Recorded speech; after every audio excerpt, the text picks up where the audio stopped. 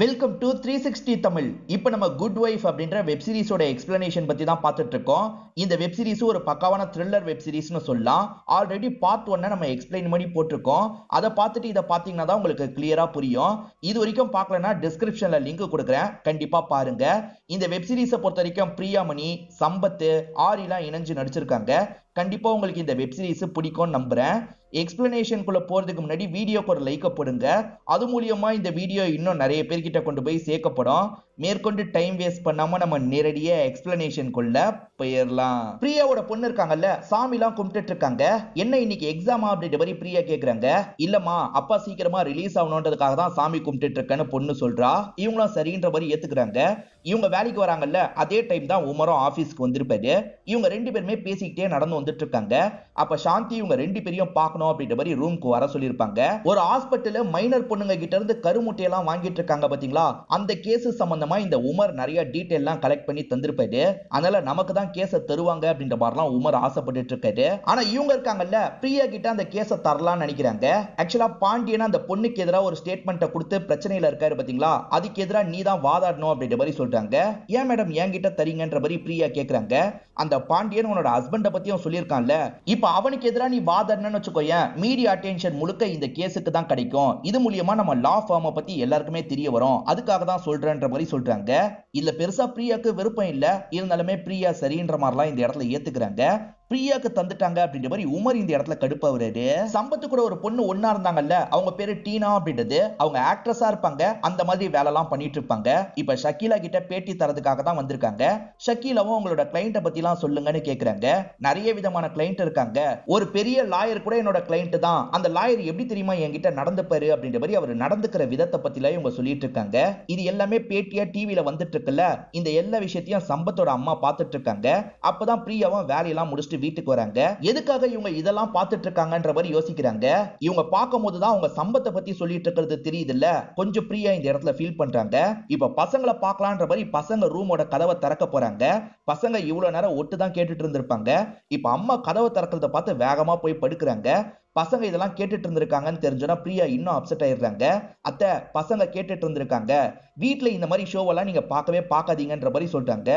சாரிமா, இதுக்கப்புறம் பார்க்க மாட்டேன்ற மாதிரி அத்தை சொல்றாங்க. ஆக்சுவலா அம்மாவை பொறுத்த வரைக்கும் சம்பத் இப்படிலாம் பண்ணிருக்கவே மாட்டான்ற மாதிரி நம்பிட்டு இருந்திருப்பாங்க. ஆனா இப்ப பண்ணிருக்க வாய்ப்பு இருக்குன்ற மாதிரி அம்மாக்கே தோணுது. பொண்ணுங்களை மட்டும் பார்த்து வளர்க்க கூடாது, பசங்களையும் பார்த்து வளர்க்கணும் போல, இப்பதான் எனக்கு புரியுது, நான் கண்டிச்சு வளர்த்திருக்கணும் அப்படின்ற மாதிரிலாம் சொல்லிட்டு இருக்காங்க. இப்ப ஷோலாம் முடிச்சதுக்கு அப்புறம் அந்த டீனாவை நமக்கு காட்டுறாங்க. அந்த டீனா நீங்க சொன்ன மாதிரியே பேசிட்டேன்னு யாருக்கோ போன்ல சொல்றாங்க. சோ யாரோ சொல்லி கொடுத்துதான் இந்த மாதிரிலாம் பேசியிருக்காங்க போல. அந்த டீனான்ற பொண்ணு பேட்டி தந்தா பாத்தீங்களா, இப்ப எல்லாருமே அதை பத்தி தான் பேசிட்டு இருக்காங்க. இதனால பிரியா ஃபீல் பண்றாங்க. தயவு செஞ்சு நீங்களும் அதை பத்தி என்கிட்ட கேட்டு கஷ்டப்படுத்தாதீங்க அப்படின்ற மாதிரி இவங்க சொல்றாங்க. உமர் கொஞ்சம் அப்செட்டா இருக்காருன்னு உங்களுக்கு தெரியும். உமர் ஆனா நான் அப்செட்டாலாம் இல்ல, ஓகேவா தான் இருக்கேன், இந்த மாதிரி பேசுறவங்க எல்லாம் நீங்க பெருசா கண்டுக்காதீங்க அப்படின்ற மாதிரிலாம் சொல்றாரு. ஏற்கனவே இந்த லா ஃபார்ம்ல இருந்து ஆளுங்களை குறைச்சிட்டு இருக்காங்க போல, ஒரு சீனியர் லாயரை போக சொல்லியிருக்காங்க. அவர் புலம்பிக்கிட்டே இங்க இருந்து கிளம்புறாரு. இந்த விஷயத்தை இவங்க ரெண்டு பேருமே பாக்குறாங்க. அப்ப நம்ம ரெண்டு பேர்ல யார் இருக்க போறா அப்படின்ற மாதிரிலாம் யோசிச்சுட்டு இருக்காங்க. இப்ப ஹரிக்கு ஒரு அன்னோன் நம்பர்ல இருந்து கால் வருது. இவருமே அட்டென்ட் பண்ணி பேச ஆரம்பிக்கிறாரு. எதிர பேசுறது யாருன்னு பாத்தீங்கன்னா அந்த ஹாஸ்பிட்டலோட ஓனர் தான் பேசுறாரு. அவர் உண்மையிலேயே அந்த மாதிரி விஷயத்தெல்லாம் பண்ணிட்டு தான் இருக்காரு. அதனால இவங்களை சரி கட்டணும்னு யோசிக்கிறாரு. சரி, அந்த கேஸை நீங்க டிராப் பண்ணிருங்க, உங்களுக்கு வேண்டியதெல்லாம் நான் பண்ணி தரேன்ற மாதிரி சொல்லிட்டாரு. அதாவது பெரிய அமௌண்ட் தரேன், உங்களை ட்ரிப்புக்கு அனுப்பி வைக்கிறேன்ற மாதிரிலாம் சொல்லிட்டாரு. ஆனா ஹரிக்கு இதுல பெருசா விருப்பம் கிடையாது. பிடி கொடுக்காம தான் பேசிட்டு இருக்காரு. அவர் மேற்கொண்டு இவரோட மனசை மாத்துறதுக்காக என்னென்னமோ சொல்றாரு. இதனால கோவப்பட்ட ஹரி இருக்காருல, முதல்ல போனை வைடான்ற மாதிரி ஒருமையில பேசி காலை கட் பண்ணிடுறாரு. சம்பத்தோட ஃப்ரெண்டு மாதிரி ஒருத்தரை காட்டுவாங்கல்ல, அவர் பேரு ஜோசப் அப்படின்றது. அவர் என்ன பண்றாருன்னா இந்த டீனாவை பாக்குறதுக்காக வீட்டுக்கு வந்திருக்காரு. இந்த பொண்ணை லைட்டா மிரட்டி விடுறாரு போல. இப்ப டீனா இருக்காங்கல்ல, நம்ம ஈரனான பிரியாக்கு ஒரு மெசேஜ் அனுப்பி வச்சிருக்காங்க. நான் ஒரு லாயரை பத்தி பேசினது உண்மைதான், ஆனா சம்பத்து சார மனசுல வச்சு நான் அப்படி பேசல, அது தப்பா கொண்டு போய் சேர்த்திருக்காங்க, என்ன மன்னிச்சிருங்கன்ற மாதிரி தான் அனுப்பியிருக்காங்க. பிரியாக்கு இதை பார்த்ததுக்கு அப்புறம் கொஞ்சம் நிம்மதியா இருக்கு. அந்த கருமுட்டியை வாங்கின கேஸ் இருக்கு பாத்தீங்களா, அந்த கேஸை பொறுத்த வரைக்கும் பிரியா அசிஸ்டன்ட் மாதிரி தான் செயல்படுறாங்க. சாந்தி தான் அந்த கேஸை ஹேண்டில் பண்ணிட்டு இருக்காங்க. சாந்தியுமே அந்த ஹாஸ்பிட்டல் இதுதான் பண்ணிட்டு இருக்காங்க, அவங்களோட எல்லா பிரான்ச்சும் இதுதான் பண்ணிட்டு இருக்கு அப்படின்ற மாதிரிலாம் சொல்லிட்டு இருக்காங்க. எதிர்த்தரப்பு லாயர் இருக்காரு பாத்தீங்களா, அந்த ஹாஸ்பிட்டலோட காம்படிட்டர் வேணும்ட்டே அவங்க மேல பழி போறதுக்காக இந்த மாதிரி பண்றாங்க. அந்த ஹாஸ்பிட்டல் ஒழுங்கா தான் செயல்பட்டு இருக்கு, மேஜரா கருமுட்டையை தரணும்னு நினைக்கிறவங்க கிட்ட இருந்து மட்டும்தான் கருமுட்டையை வாங்குது அப்படின்ற மாதிரிலாம் சொல்லிட்டு, ஆனா இவங்க கிட்ட தான் நிறைய எவிடன்ஸ் இருக்குல்ல, ஒவ்வொரு எவிடன்ஸா சொல்ல ஆரம்பிக்கிறாங்க. ஒரு மைனர் பொண்ணோட டெஸ்டிமோனி எங்க கிட்ட இருக்கு, இதை தாண்டி அந்த ஹாஸ்பிட்டல்ல 2-3 ஒர்க்கர்ஸ் சர்வசாதாரணமா இதை பத்தி போன்ல பேசிட்டு இருக்காங்க, அதையும் நாங்க கேப்சர் பண்ணி உங்ககிட்ட ப்ரொடியூஸ் பண்ணிருக்கோம்ன்ற மாதிரி சொல்றாங்க. ஆமா நான் பார்த்தேன்ற மாதிரி ஜட்ஜுமே ஏத்துக்கிறாங்க. இதை வச்சு ஜட்ஜ் இருக்காங்கல்ல, கண்டிப்பா அந்த ஹாஸ்பிட்டல்ல தப்பு நடக்குது, அந்த ஹாஸ்பிட்டல்ல க்ளோஸ் பண்ணும் அப்படின்ற மாதிரிலாம் சொல்றாங்க. இந்த கேஸ்ல இவங்களுக்கு வெற்றி கிடைச்சதுல அதனால இந்த இடத்துல சந்தோஷப்படுறாங்க. லா ஃபார்ம்ல எல்லாருமே சேர்ந்த மாதிரி இதை செலிப்ரேட் பண்ணிட்டு இருக்காங்க. இப்ப ஹரி இருக்கார்ல, சாந்தியை பயங்கரமா இந்த இடத்துல பாராட்டுறாரு. லா ஃபார்மை டெவலப் பண்றதுக்காக நீ ரொம்ப கார்பரேட்டா மாறிட்டேன்னு நினைச்சேன், ஆனா இந்த விஷயத்துல அந்த பொண்ணு பக்கம் நின்னு பேசினல எனக்கு ரொம்ப சந்தோஷமா இருக்குன்ற மாதிரிலாம் இவங்களை பாராட்டி பேசிட்டு இருக்காரு. இப்ப பக்கத்துல வந்து பிரியாவும் இந்த இடத்துல ஜாயின் பண்ணிக்கிறாங்க. இது ரிலேட்டடா தான் பாண்டியன் கேஸ் இருக்கும், அதை நீ கவனிச்சுக்கோன்ற மாதிரி ஹரி சொல்றாரு. இப்ப இவங்களுமே அந்த கேஸ்ல வாதாடுறதுக்காக வந்திருக்காங்க. ஆனா அவர் சைடுல லாயர் வரல போல. இப்ப பாண்டியன் என்ன சொல்றாருன்னா, என்னோட கேஸ நானே வாதாடிக்கிறேன்ற மாதிரி சொல்றாரு. சரின்ற மாதிரி ஜட்ஜுமே இந்த இடத்துல ஏத்துக்கிறாரு. இப்ப இத பத்திலாம் இவங்களுமே அந்த ஷாலினி கிட்ட ஷேர் பண்ணிட்டு இருக்காங்க. அவன் சேனல்ல அவன் வாய்க்கு வந்ததை பேசுவான்ல, அதே மாதிரி கோர்ட்லயும் பேசலான்றதுக்காக தான் இந்த மாதிரி பர்மிஷன் வாங்கியிருக்கான், எப்படியாவது இந்த கேஸ்ல அவனை நான் ஜெயிக்கணும்ன்ற மாதிரி சொல்றாங்க. அவனுக்கு எதிராக சாலிடா எந்த ஒரு ப்ரூஃபும் இல்லல்ல, அவன் அவங்க கிட்ட காசு வாங்கி தான் பேசியிருக்கான்னு நமக்கு ஏதாவது ப்ரூஃப் வேணும்ன்ற மாதிரி ஷாலினி கிட்ட சொல்றாங்க. இப்ப பாண்டியனுமே லாயர் மாதிரி பேச ஆரம்பிக்கிறாரு. ஆக்சுவலா இவர் ஒரு மைனர் பொண்ணோட வீடியோவை போட்டிருப்பாரு, அது மைனர் பொண்ணுன்னு தெரியாம தான் நான் இப்படி போட்டேன், எனக்கு கிடைச்ச இன்ஃபர்மேஷனை பத்தி தான் நான் சொன்னேன்ற மாதிரிலாம் சொல்லிட்டு இருக்காரு. இப்ப பிரியா பேச ஆரம்பிக்கிறாங்க. மைனர் பொண்ணோட வீடியோவை போடவே கூடாதுன்ற மாதிரி ரூல் இருக்கு, இவருக்கு மைனர் பொண்ணு நல்லா தெரியும், வேணும்ட்டே அந்த பொண்ணை டேமேஜ் பண்ணி ஹாஸ்பிட்டல்ல காப்பாத்துறதுக்காக இப்படி பண்ணிருக்காருன்ற மாதிரிலாம் இவங்க சொல்லிட்டு இருக்காங்க. போக போக இவங்க ரெண்டு பேருமே பயங்கரமா ஆர்கியூ பண்ணிக்கிறாங்க, மாத்தி மாத்தி திட்டிக்கலாம் ஆரம்பிக்கிறாங்க. இத பாக்குற ஜட்ஜ் இருக்கார்ல, என்ன ரெண்டு பேருமே சண்டை போட்டுட்டு இருக்கீங்க, ரெண்டு பேருமே ஏதாவது எவிடன்ஸை ப்ரொடியூஸ் பண்ணுங்க, இப்படி சண்டைலாம் போடாதீங்கன்ற மாதிரி கேஸை ஒத்தி வச்சிருக்காரு. ஏதாவது எவிடன்ஸ் கிடைக்குதா பாருன்னு ஷாலினி கிட்ட சொன்னாங்கல்ல, இப்ப ஷாலினியும் ஒரு நபரை பாக்குறதுக்காக கூட்டு வந்துடுறாங்க. இந்த நபரை பொறுத்த வரைக்கும் அந்த பாண்டியன் கிட்ட வேலை பார்த்திருப்பாரு, அவர் நல்லவரு நினைச்சு வேலை பார்த்தேன், ஆனா அவர் சரி கிடையாது, அந்த ஹாஸ்பிட்டல் ஓனரை அவர் பார்த்திருக்காரு, இந்தாங்க வீடியோன்ற மாதிரிலாம் காட்டுறாரு, நீங்க வந்து சாட்சி சொல்லணும் அப்படின்ற மாதிரி இவங்களுமே சேர்த்துக்கிறாங்க. வேற ஏதோ ஒரு கேஸ் விஷயமா பிரியாவும் ஹரியும் சேர்ந்த மாதிரி ஒரு ஹோட்டலுக்கு வராங்க. ஹோட்டல்ல யாரையோ பாக்குறதுக்காக வந்திருக்காங்க போல. இப்ப ரிசப்ஷன்ல இருக்கவங்க கிட்ட பேசிட்டு இருக்காங்க, அந்த நபருக்காக வெயிட் பண்ணிட்டு இருக்காங்க. இவங்க வெயிட் பண்ணிட்டு இருக்கிறத யாரோ ஒருத்தர் வீடியோ எடுக்கிற மாதிரி நமக்கு காட்டுறாங்க. இப்ப பிரியாவோட பையன் பொண்ணை நமக்கு காட்டுறாங்க. அன்னோன் நம்பர்ல இருந்து அந்த வீடியோ திரும்பி வருது, கீழே ஒரு காரோட சவுண்ட் கேக்குது, இந்த பையன் வேகமா கீழே இறங்கி வரான், அந்த கார் அதுக்குள்ள அங்க இருந்து கிளம்பிடுது. இதெல்லாம் அனுப்புறவன் இவங்க கஷ்டப்படுறத பார்த்து ரசிக்கிறான் போல, அவனை பிடிக்கலான்னு இந்த பையன் நினைச்சிருப்பான், அதுக்குள்ள அவன் கிளம்பிடுறான். இந்த பாண்டியனும் ஹாஸ்பிட்டல் ஓனர் கிட்ட கை நீட்டி காசு வாங்குறாரு, அதே மாதிரி கிஃப்டா ஒரு கார் வாங்குறாரு. இது வீடியோவா தெளிவா பதிவாயிருக்கு, இதெல்லாம் ஜட்ஜ் பாத்துறாருல, இதுக்கு என்ன சொல்ல போறீங்கன்ற மாதிரி கேக்குறாரு. இது உண்மை கிடையாது, இது ஏஐ அப்படின்ற மாதிரிலாம் அவர் சமாளிக்கிறாரு. இல்ல சார் இது உண்மைதான், எந்த டெஸ்ட்டுக்குனால அனுப்பி வைக்கலான்ற மாதிரி பிரியா சொல்றாங்க.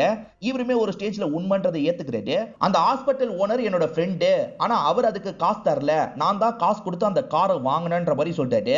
அதுக்கு இவங்க இருக்காங்கல்ல, இல்ல சார் அவர் தான் பில் அமௌண்ட்டை பே பண்ணிருக்காரு, என்கிட்ட எல்லா ஆதாரமும் இருக்குன்ற மாதிரி ஆதாரத்தை காமிச்சிட்டு இருக்காங்க.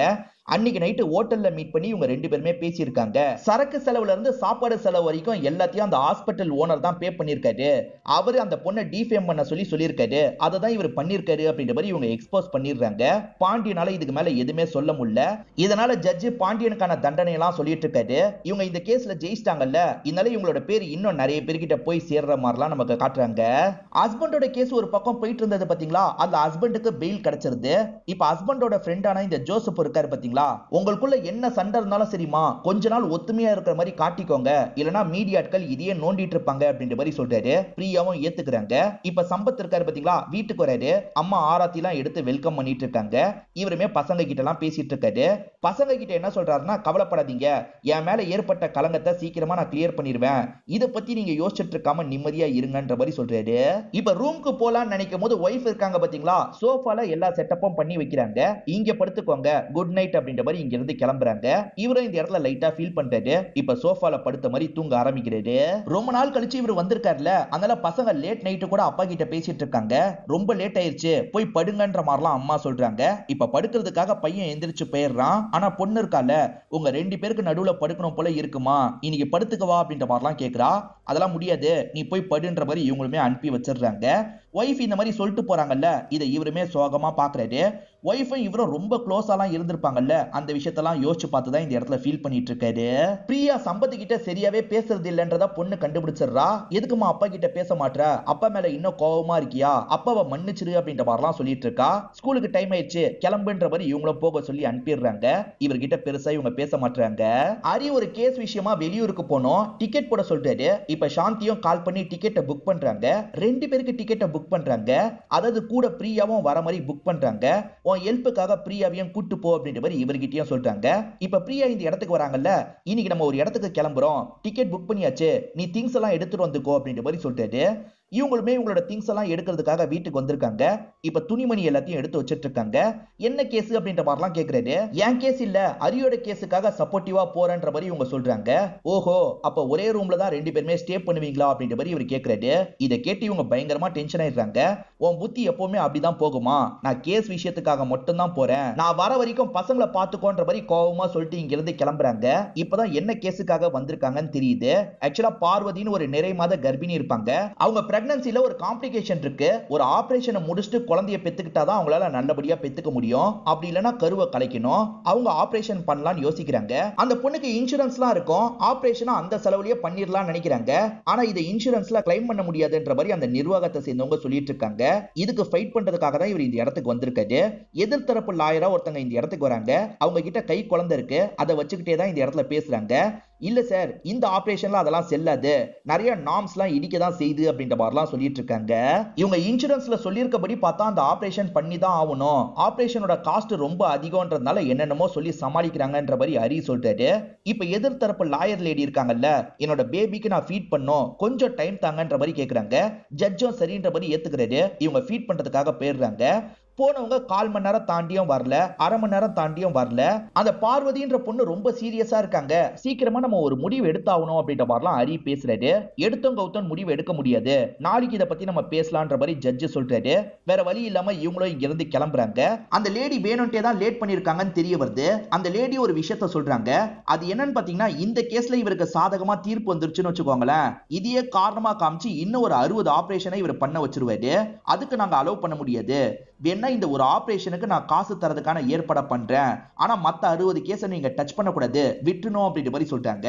ஆனா இவர் இருக்கார்ல, இந்த கேஸ்ல நான் ஜெயிப்பேன், அந்த 60 பேருக்கும் அந்த ஆபரேஷனை நடத்துவேன்ற மாதிரி சொல்லிட்டாரு. பாப்போன்ற மாதிரி இந்த லேடியும் கிண்டலா பேசிட்டு கிளம்பிடுறாங்க. சம்பத்தோட ஃப்ரெண்டு லாயர்னு சொன்ன பாத்தீங்களா, அவர் ஃப்ரெண்டு மட்டும் தான், லாயர்லாம் கிடையாது. லாயர் இன்னொருத்தரா இருப்பாரு. இப்ப வர விஷயத்தை எப்படி எதிர்கொள்றது அப்படின்ற மாதிரிலாம் இவங்க எல்லாருமே டிஸ்கஸ் பண்ணிட்டு இருக்காங்க. அப்ப பையன் வெளியே வரதுக்கு தயங்குற மாதிரி நின்னுட்டு இருக்கான். என்ன தயங்கிக்கிட்டே இருக்க, வான்ற மாதிரி இவர் கூப்பிடுறாரு. வந்த பையன் இருக்கான்ல, அடிக்கடி இவனுக்கு அந்த வீடியோ வருது இல்ல, அதை பத்தி எல்லாம் சொல்லிட்டு இருக்கான். இவருமே அதெல்லாம் வாங்கி பாக்குறாரு. யார் இதெல்லாம் அனுப்பிட்டு இருக்காங்க, வேணும்ட்டே கஷ்டப்படுத்துறதுக்காக தான் இப்படி அனுப்பிட்டு இருக்காங்க, யாருன்னு கண்டுபிடிக்கணும் அப்படின்ற மாதிரிலாம் ஃப்ரெண்டு கிட்ட சொல்றாரு. இப்ப ஹரி இருக்கார்ல, இந்த கேஸ் இன்னும் இழுக்கும் போல அப்படின்ற மாதிரி சாந்தி கிட்ட சொல்றாரு. அதுக்கு சாந்தி இருக்காங்கல்ல, அந்த இன்சூரன்ஸை சேர்ந்தவர் சம்பத்துக்கு வேண்டியவர் தான், சம்பத் ஒரு வார்த்தை சொன்னா ஆபரேஷன் நடக்கும், நீ வேணா பேசிப்பாரு, ஈரின் மூலியமா பேசிப்பாரு அப்படின்ற மாதிரிலாம் சொல்றாங்க. அதெல்லாம் வேணான்ற மாதிரி இவருமே இந்த இடத்துல யோசிக்கிறாரு. இப்ப யாரோ வர மாதிரி சவுண்ட் கேக்குது. யாருன்னு பார்த்தா பிரியா தான் சாப்பாடுலாம் வாங்கிட்டு வந்திருக்காங்க. இந்த கேஸை இவரோட பர்சனல் கேஸ் மாதிரி எடுத்து வாதாடினார்ல, அதை பத்தி பிரியா பெருமையா சொல்றாங்க. அதுக்கு இவர் இருக்கார்ல, ஏறக்குறைய என்னோட பர்சனல் கேஸ் மாதிரி தான் அப்படின்ற மாதிரி சொல்றாரு. ஏன்னா இவரோட சொந்தக்கார அக்கா நேரடியா இதனால பாதிக்கப்பட்டிருப்பாங்க.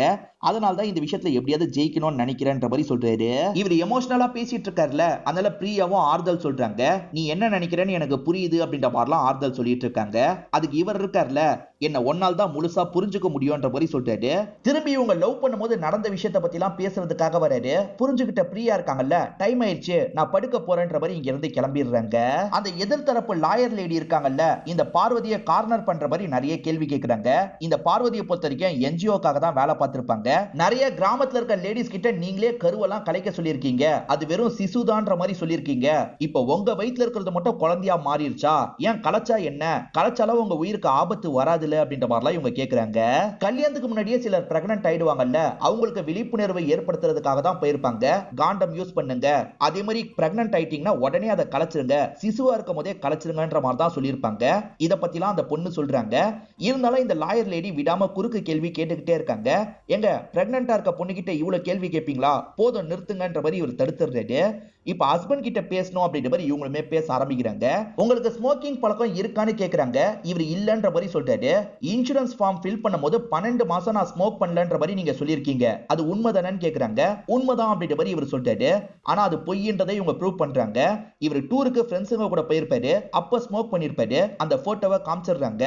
நான் ஸ்மோக் பெருசா பண்ணல, லைட்டா தான் பண்ணேன்னு சொல்றாரு. ஆனா ஜட்ஜி இந்த விஷயத்தை ஏத்துக்க மாட்டாரு. இன்சூரன்ஸ்ல இவர் பொய் சொல்லியிருக்காருன்ற மாதிரி ஆயிடுச்சுல, அதனால இன்சூரன்ஸ் செல்லாது, நீங்க தான் இதுக்கப்புறம் பாத்துக்கணும்னு சொல்றாரு. அரியும் எவ்வளவோ பேசி பாக்குறாரு. ஆனா ஜட்ஜி இந்த விஷயத்தை ஏத்துக்க மாட்டாரு. இப்ப எல்லாருமே இங்க இருந்து எந்திரிச்சு போறாங்க. ஏற்கனவே அந்த லேடி ஒரு ஆஃபர் தந்தாங்கல்ல, அந்த ஆஃபரை இப்ப தர முடியுமான்னு கேக்குறாரு. கேசியே தோத்துட்டீங்க, இதுக்கப்புறம் எப்படி ஆஃபர் தர முடியும், அதெல்லாம் தர முடியாதுன்ற மாதிரி அந்த லேடி கிளம்பிடுறாங்க. அந்த பொண்ணுக்கு ஹெல்ப் பண்ண முடியலையேன்ற மாதிரி ஹீரோ பயங்கர ஃபீலிங்ல இருக்காரு. நீ ஃபீல் பண்ணாத, முடிஞ்ச அளவுக்கு நீ ட்ரை பண்ணதான் செஞ்ச அப்படின்ற மாதிரி இவங்க ஆறுதல்லாம் சொல்லிட்டு இருக்காங்க. அப்படி ஆறுதல் சொல்லும் போது நெருங்கி வராங்கல்ல, இவருக்கும் வேற ஒரு ஃபீலிங் வருது. அப்படியே கிஸ் பண்ற மாதிரிலாம் நெருங்கி போயிட்டு இருக்காரு. சட்டுன்னு இவங்க இங்க இருந்து எந்திரிச்சு போயிடுறாங்க. தப்பு பண்ணிட்டோன்ற மாதிரி இவரும் ஃபீல் பண்றாரு. இதுக்கப்புறம் இங்க இருக்க கூடாது, உடனே நம்ம ஊரை பார்த்து கிளம்பணும்னு யோசிக்கிறாங்க. அவர் கால் பண்ணிக்கிட்டே இருக்காரு. அந்த காலை எடுக்காம இவங்க பாட்டுக்கு இந்த ஊரை விட்டு கிளம்பிடுறாங்க. இவங்க வீட்டுக்கு வரும்போது ஹஸ்பண்ட் இருக்காரு பாத்தீங்களா, அவர் கேஸ பத்தி பார்த்துட்டு இருக்காரு. அதே மாதிரி ட்ரிங்க்லாம் பண்ணிட்டு இருக்காரு. நானும் ஜாயின் பண்ணிக்கலாமான்னு கேக்குறாங்க. வான்ற மாதிரி இவர் சொல்றாரு. இவங்க ரெண்டு பேருமே சேர்ந்து ட்ரிங்க்லாம் பண்ணுவாங்கல்ல, அதை பத்திலாம் பேசிக்கிறாங்க.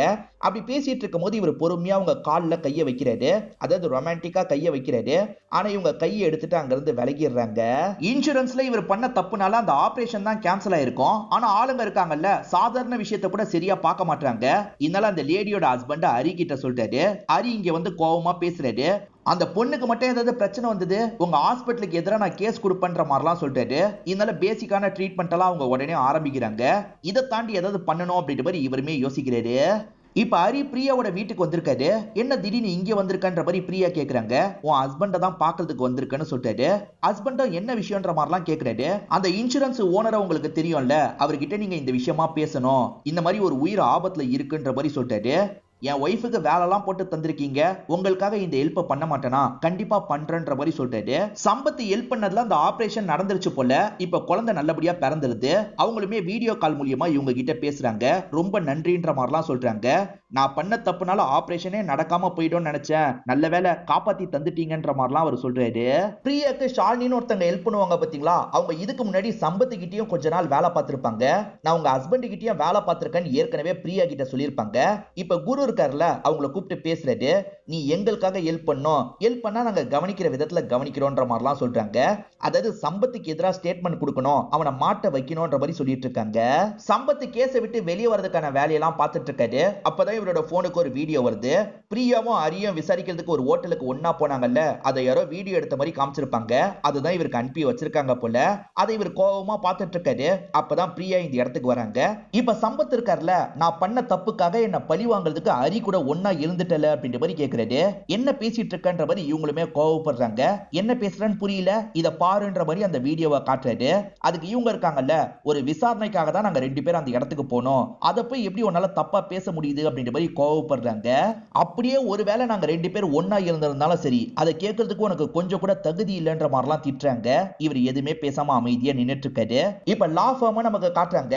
எல்லாருமே வரதுக்கு முன்னாடி உமர் அந்த இடத்துல வந்து வெயிட் பண்ணிட்டு இருக்காரு. சாந்தியா என்ன இவ்வளவு சீக்கிரமா வந்திருக்க, என்ன விஷயம்ன்ற மாதிரி கேக்குறாங்க. ஒரு முக்கியமான விஷயம் இருக்குன்ற மாதிரி இவரும் சந்தோஷமா சொல்றாரு. அது என்னன்னு பாத்தீங்கன்னா, ஒரு பெரிய கான்ட்ராக்டை இவர் பிடிச்சிருக்காரு. அதாவது எம்எல்ஏ லெவல்ல ஒரு ப்ராப்ளம் இருக்கும், அந்த ப்ராப்ளத்துல வாதாடுறதுக்காக இவர் கேஸ பிடிச்சிருக்காரு. கஷ்டப்பட்டு அவங்கள ரொம்ப அப்ரோச் பண்ணி தான் இந்த கேஸ பிடிச்சன்ற மாதிரிலாம் சொல்லிட்டு இருக்காரு. பெரிய கேஸா தான் பிடிச்சிருக்க, குட் ஜாப் அப்படின்ற மாதிரி இவங்களுமே பாராட்டுறாங்க. சம்பத்துக்காக ஒரு லாயர் இருந்தாரு பாத்தீங்களா, அந்த லாயர் அடுத்த கொஞ்ச நாள் நான் பிஸி, அதனால என்னால ஆஜராக முடியாது, நான் விலகிக்கிறேன்ற மாதிரிலாம் சொல்றாரு. காசு வாங்கிட்டான் சம்பத்துக்கு புரியுது. சம்பத்தும் போட்டு பயங்கரமா திட்டுறாரு. இப்ப சம்பத்து ஈரன் கிட்ட தான் ஹெல்ப் கேட்டிருக்காரு.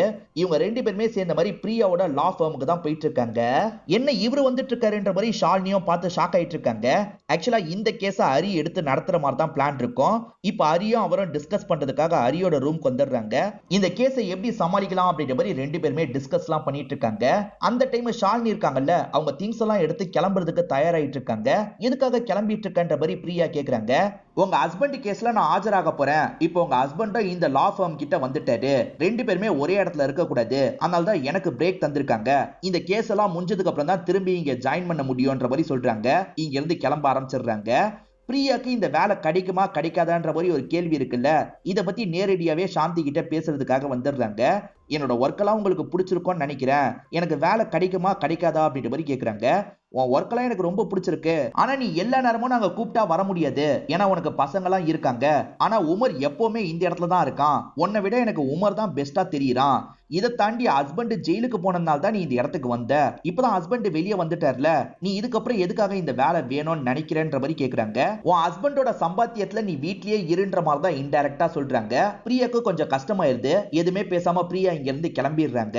இது எல்லாத்தையுமே ஹரி கவனிச்சுட்டு தான் இருந்திருப்பாரு. சாந்தி, என்னதான் இருந்தாலும் நீ பேசுனது கொஞ்சம் கூட சரியில்லைன்ற மாதிரி சொல்றாரு. இப்ப சம்பத்தோட கேஸ் கோர்ட்டுக்கு வந்துருது. டீனா தான் முதல்ல ஆஜராகிறதுக்காக இந்த இடத்துக்கு வராங்க. டீனா என்ன சொல்றாங்கன்னா, அடிக்கடி அவர் கூட ஒன்னா இருக்கிறதுக்காக நான் ஹோட்டல் ரூமுக்கு போவேன், அவர் எனக்கு பே பண்ணது கிடையாது, வேற ஒரு கம்பெனியை சேர்ந்தவங்க தான் எனக்கு பே பண்ணுவாங்கன்ற மாதிரி சொல்றாங்க. அதாவது அந்த கம்பெனியை சேர்ந்தவங்க உங்களோட சர்வீஸ லஞ்சமா தந்திருக்காங்க அப்படிதானே சொல்ல வரீங்கன்ற மாதிரி இவங்க லாயர் கேக்குறாரு. ஆமா, அப்படிதான் சொல்ல வரேன்ற மாதிரி டீனாவும் சொல்றாங்க. சம்பத்துக்கு ஆகாதவங்க இருக்காங்க பாத்தீங்களா, அவங்க தான் இந்த பொண்ணு மூலியமா சம்பத்தை லாக் பண்ணி வச்சிருக்காங்க போல.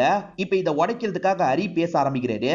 ஹரி இருக்கார்ல, சரி இவங்க சொல்றது போய் சார், இவங்க பண்ண சர்வீஸ்க்கு சம்பத்து காசு தந்திருக்காரு, இவங்களுமே வாங்கியிருக்காங்க, அக்கவுண்ட்ல இந்த தேதி காசு போயிருக்குன்ற மாதிரிலாம் சொல்லிட்டாரு. அது தெரியக்கூடாதுன்றதுக்காக அந்த அக்கவுண்டையே க்ளோஸ் பண்ணிருக்காங்க, இருந்தாலுமே நாங்க டீடைல் எடுத்திருக்கோன்ற மாதிரி அதெல்லாம் காட்டுறாரு. அந்த கம்பெனி அவங்களோட தேவைக்காக வேணா இவங்களுக்கு காசு தந்திருக்கலாம், மத்தபடி சம்பத்து சாருக்காக தரல. சம்பத்து சார் ஒவ்வொரு வாட்டியும் இவங்களை கூப்பிடும் போது 20,000 ரூபாய் அனுப்பி வச்சிருக்காரு, அதுக்கான ப்ரூஃப்லாம் இருக்குன்ற மாதிரி இந்த பாயிண்ட உடைச்சு விடுறாரு. ஹரி இன்னைக்கு சூப்பரா வாதாடினா அப்படின்ற மாதிரி சம்பத்து சொல்றாரு. அடுத்ததா இவருக்கு எதிராக கிரண் ஒருத்தர் பேசுறதுக்காக வரப்போறாரு. அந்த கிரணை சமாளிக்கிறது கஷ்டம், என்ன பண்ண போறான்னு தெரியல அப்படின்ற மாதிரிலாம் சம்பத்து சொல்லிட்டு இருக்காரு. இப்ப கிரண் வரணும், ஆனா இன்னும் கிரண் வராம இருக்காரு. எப்பதான் வருவாரு, கால் பண்ணி பாருங்கன்ற மாதிரி ஜட்ஜி சொல்றாரு. இந்த லாயருமே கால் பண்ணி பாக்குறாரு, ஆனா அவன் வரவே மாட்டான். இப்பதான் அந்த ஜோசப் பண்ணதை நமக்கு காட்டுறாங்க. ஜோசப் அவனை மிரட்டுறதுக்காக போயிருப்பாரு. இவன் வேலை பார்க்குற ஓனரோட ரிலேட்டிவ் பொண்ணுகிட்ட இவன் சாட் பண்ணிட்டு இருக்கான், அந்த பொண்ணை இவன் லவ் பண்ணிட்டு இருக்கான். இதை மட்டும் ஓனருக்கு தெரிஞ்சதுன்னா என்ன ஆகும்னு உனக்கு தெரியும்ல, சொல்லணுமா அப்படின்ற மாதிரிலாம் கேட்கிறாரு. சார் சொல்லாதீங்க சார், அன்னைக்கு நான் ஏதாவது சொல்லி சமாளிச்சிடுறேன், அங்க வரமாட்டேன்ற மாதிரி சொல்லியிருப்பான், அதே மாதிரி வராம இருந்துடுறான். அடுத்ததா ஷாலினி தான் வரப்போறாங்க. ஷாலினி வெளியே வெயிட் பண்ணிட்டு இருக்காங்க. அவங்கள பார்த்த மாதிரி இவங்க எல்லாருமே உள்ள போயிட்டு இருக்காங்க. ஷாலினி அவங்களுக்கு எதிரா பேச போறாங்களா இல்ல ஆதரவா சொல்ல போறாங்களா அப்படின்றது கிளியரா தெரிய மாட்டேங்குது. குரு ஏற்கனவே ஷாலினி கிட்ட எப்படிலாம் பேசணும்ன்றத சொல்லி தந்திருப்பாரு. அதுக்கேத்த மாதிரி இந்த லாயருமே இவங்க கிட்ட கேள்வி எல்லாம் கேட்கிறாரு. ஆனா இவங்க இருக்காங்க பாத்தீங்களா, சம்பத்துக்கு சப்போர்ட் பண்ற மாதிரி தான் பேசுறாங்க. அவர் காசு வாங்கினாரா வாங்கலையா தெரியாது, ஏன் மூலியமா எதுவுமே வாங்கல அப்படின்ற மாதிரிலாம் இந்த இடத்துல சொல்றாங்க. இவங்களுமே சம்பத்துக்கு எதிராக ஸ்டேட்மெண்ட் கொடுக்கல, அதனால இந்த கேஸ் கம்ப்ளீட்டா உடைஞ்சிருது. இப்ப ஜட்ஜ் இருக்கார்ல, எந்த தப்புமே பண்ணாதவர் மேல பழிய சுமத்தி தான் இப்படி பண்ணிருக்காங்க, அதனால இவரை இந்த கோர்ட் விடுதலை பண்ணுது அப்படின்ற மாதிரி சொல்றாரு.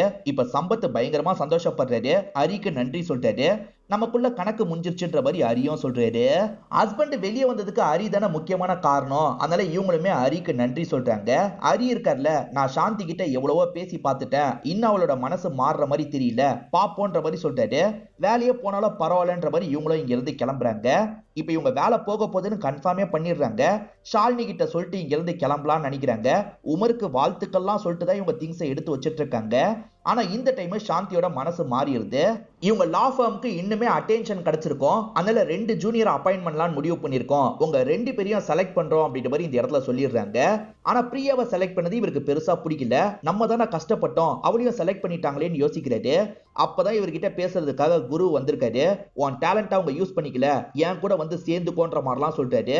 இவன் என்ன முடிவு எடுக்கிறான்னு நமக்கு காட்ட மாட்டாங்க. சம்பத் ஒரு அரசியல் கட்சியில இருக்கிறதா சொன்ன பாத்தீங்களா, இப்ப கட்சியை சேர்ந்தவங்க எல்லாம் இவருக்கு மாலெல்லாம் போடுறதுக்காக வீட்டுக்கு வந்திருக்காங்க. அப்பன்னு பார்த்து இவங்களுக்கு ஹரி கிட்ட இருந்து கால் வருது. இவங்களுமே பக்கத்துல இருக்க ரூம்க்கு வந்து ஹரி கிட்ட பேச ஆரம்பிக்கிறாங்க. ஹரி இருக்கார்ல, என் மனசுல இருக்கிறத உங்ககிட்ட சொல்லணும்னு நினைக்கிறேன், இவ்வளவு நாள் சொல்லாம விட்டுட்டேன், இப்பயும் சொல்லனா என் மனசு கேட்காது, நான் உன்னை லவ் பண்றேன், என் கூட வர முடியுமான்ற மாதிரி கேட்கிறாரு. என்ன பேசிட்டு இருக்க, எனக்கு ஹஸ்பண்ட் குழந்தைங்களாம் இருக்காங்க அப்படின்ற மாதிரி சொல்லிட்டாங்க. ஹஸ்பண்ட் கூட நீ பிடிக்காம தான் இருக்குன்னு எனக்கு தெரியும், யோசிச்சு முடிவெடுன்ற மாதிரி சொல்லிட்டாரு.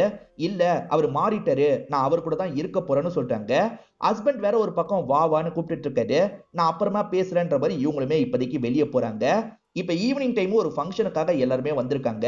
அப்பயும் அரிகிட்ட இருந்து இவங்களுக்கு கால் வந்துகிட்டே இருக்கு. இவங்க ஸ்டேஜுக்கு போனோம்ல, அதனால காலை எடுக்காம இருக்காங்க.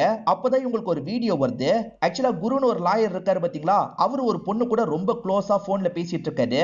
அதாவது போன் செக்ஸ்ன்னு சொல்லுவாங்கல்ல, அந்த விஷயம் தான் பண்ணிட்டு இருக்காரு. இதை பாக்குற இவங்க ஷாக் ஆகுறாங்க. அந்த பொண்ணு கையில ஒரு டாட்டூ இருக்கு. இதை எங்கேயோ பார்த்திருக்கமேன்னு யோசிக்கிறாங்க. ஷாலினி இவங்க வாட்டி மீட் பண்ணாங்கல்ல, அப்ப ஷாலினி கூட தான் இந்த பொண்ணு வந்திருப்பா. இவ எதுக்கு ஷாலினி கூட வந்தா, இப்ப எதுக்கு குரு கூட ஒன்னா இருந்துட்டு இருக்கான்ற மாதிரிலாம் யோசிக்கிறாங்க. இந்த இடத்துல சம்பத் பேசுறதுக்காக வந்திருக்காரு. மீடியாட்கள் இருக்காங்கல்ல, உங்க ஒய்ஃப் உங்களை டைவர்ஸ் பண்ண போறதா நியூஸ்லாம் வருது, அது உண்மையான்ற மாதிரி கேக்குறாங்க. ஒய்ஃப் பக்கத்துல வந்து நின்னாதான் சரிப்பட்டு வரும்னு யோசிக்கிறாரு. ஒய்ஃபை போய் கூட்டுவான்ற மாதிரி ஃப்ரெண்டுக்கு சிக்னல் கொடுக்குறாரு. அந்த ஃப்ரெண்டுமே இவங்களை கூப்பிடுறதுக்காக வந்துடுறாரு. இப்பயுமே அரிகிட்ட இருந்து கால் வந்துகிட்டே இருக்கு. இவங்க எடுக்கலாமா வேணாமான்ற மாதிரி யோசிச்சுக்கிட்டே நின்னுட்டு இருக்காங்க. போனை குடுமா, நீ முதல்ல ஸ்டேஜுக்கு போன்ற மாதிரி இவர் சொல்றாரு. இதனால இவங்களுமே அவர்கிட்ட போனை தந்துட்டு ஸ்டேஜுக்கு வந்துட்டு இருக்காங்க. கையை குடுன்ற மாதிரி ஹஸ்பண்ட் நீட்டுறாரு. இவங்களுமே கையை தந்துடுறாங்க. நாங்க 2 பேர் சேர்ந்து தான் இருக்கோன்ற மாதிரி சொல்றாரு. இவங்க போனையே எடுக்கல, அதனால அரி இருக்கார்ல, ஒரு ஆடியோ நோட்டு தான் அனுப்பி வச்சிருக்காரு. உன் ஹஸ்பண்டை விட்டுட்டு என் கூட வந்துரு, நம்ம 2 பேர் சேர்ந்து இருக்கலாம்ன்ற மாதிரிலாம் சொல்லிட்டு இருக்காரு. இது எல்லாத்தையும் இந்த சைடுல இருந்து அந்த சம்பத்தோட ஃப்ரெண்டு தான் கேட்டுட்டு இருக்காரு. சம்பத்துக்கு இவர் ரொம்ப ஃப்ரெண்ட் இல்ல, சம்பத்துக்கு இதெல்லாம் தெரிஞ்சா என்ன ஆகுமோன்ற மாதிரி ஒரு பார்வை பாக்குறாரு. இதை டெலீட் பண்ணிடலான்ற மாதிரி இந்த ஆடியோ நோட்டை இவர் டெலீட் பண்ணிடுறாரு. இதோடயே இந்த சீரிஸோட கதையை முடிச்சிடுறாங்க. என்ன சீரிஸோட கதை இன்கம்ப்ளீட்டா இருக்குன்ற மாதிரி உங்களுக்கு ஒரு கேள்வி வரும். அடுத்த பார்ட்டுக்கு லீடு கொடுத்த மாதிரி முடிச்சிருக்காங்க, அவ்வளவுதான். ஆக்சுவலா இது வந்து குட் வைஃப் அப்படின்ற ஒரு இங்கிலீஷ் வெப் சீரிஸை ரீமேக் பண்ணி தான் எடுத்திருக்காங்க. அந்த சீரிஸை பொறுத்த வரைக்கும் 136 எபிசோட் கிட்ட இருக்கு. ஃபர்ஸ்ட் சீசன்லயே 23 எபிசோட் இருக்கு. அந்த 23 எபிசோட்ல செலக்டிவா சில கதையை எடுத்து தான் இந்த சீரிஸை ரெடி பண்ணிருக்காங்க. இந்த சீரிஸ்ல அடுத்த சீசன் வரது டவுட் தான், பாப்போம். இந்த சீரிஸ் உங்க எல்லாருக்குமே பிடிச்சிருக்கும்னு நம்புறேன். இந்த வீடியோ உங்களுக்கு பிடிச்சிருந்ததுன்னா லைக் பண்ணுங்க, கமெண்ட் பண்ணுங்க, மறக்காம 360 தமிழ் சேனலை சப்ஸ்கிரைப் பண்ணுங்க. தொடர்ச்சியா இந்த மாதிரி வீடியோக்கள் வந்துகிட்டே தான் இருக்கும்.